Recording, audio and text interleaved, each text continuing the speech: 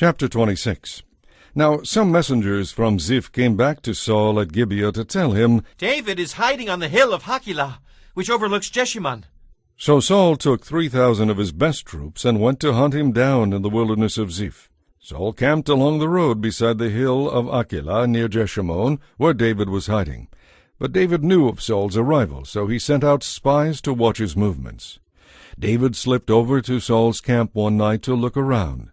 Saul and his general, Abner son of Ner, were sleeping inside a ring formed by the slumbering warriors. "Will anyone volunteer to go in there with me?" David asked Ahimelech the Hittite and Abishai son of Zeruiah, Joab's brother. "I'll go with you," Abishai replied. So David and Abishai went right into Saul's camp and found him asleep, with his spear stuck in the ground beside his head. Abner and the warriors were lying asleep around him. "God has surely handed your enemy over to you this time," Abishai whispered to David. "Let me thrust that spear through him. I'll pin him to the ground, and I won't need to strike twice." "No," David said. "Don't kill him. For who can remain innocent after attacking the Lord's anointed one? Surely the Lord will strike Saul down some day, or he will die in battle or of old age. But the Lord forbid that I should kill the one he has anointed. But I'll tell you what. We'll take his spear and his jug of water and then get out of here." So David took the spear and jug of water that were near Saul's head. Then he and Abishai got away without anyone seeing them or even waking up, because the Lord had put Saul's men into a deep sleep. David climbed the hill opposite the camp until he was at a safe distance. Then he shouted down to Abner and Saul. "Wake up, Abner." "Who is it?" Abner demanded. "Well, Abner, you're a great man, aren't you? David taunted. Where in all Israel is there anyone as mighty? So why haven't you guarded your master the king when someone came to kill him? This isn't good at all.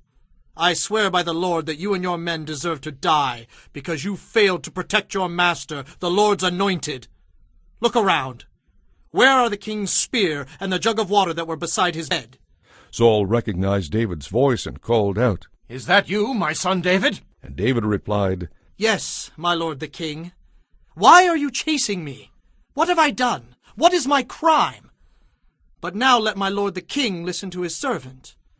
If the Lord has stirred you up against me, then let him accept my offering. But if this is simply a human scheme, then may those involved be cursed by the Lord. For you have driven me from my home, so I can no longer live among the Lord's people and worship as I should. Must I die on foreign soil far from the presence of the Lord? Why has the king of Israel come out to search for a single flea? Why does he hunt me down like a partridge on the mountains?" Then Saul confessed. "I have sinned. Come back home, my son, and I will no longer try to harm you, for you valued my life today. I have been a fool and very, very wrong." "Here is your spear, O king," David replied. "Let one of your young men come over and get it. The Lord gives his own reward for doing good and for being loyal, and I refused to kill you even when the Lord placed you in my power, for you are the Lord's anointed one. Now may the Lord value my life, even as I have valued yours today. May he rescue me from all my troubles." And Saul said to David, "Blessings on you, my son David. You will do heroic deeds and be a great conqueror." Then David went away, and Saul returned home.